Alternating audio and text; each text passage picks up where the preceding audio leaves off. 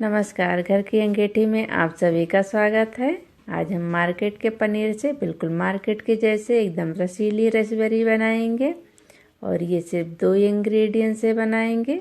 रेसिपी आपको पसंद आए तो मेरे चैनल को सब्सक्राइब कीजिएगा, साथ में घंटी को ज़रूर दबाइएगा ताकि जो भी वीडियो मैं अपलोड करूं उसका नोटिफिकेशन आपको मिल सके।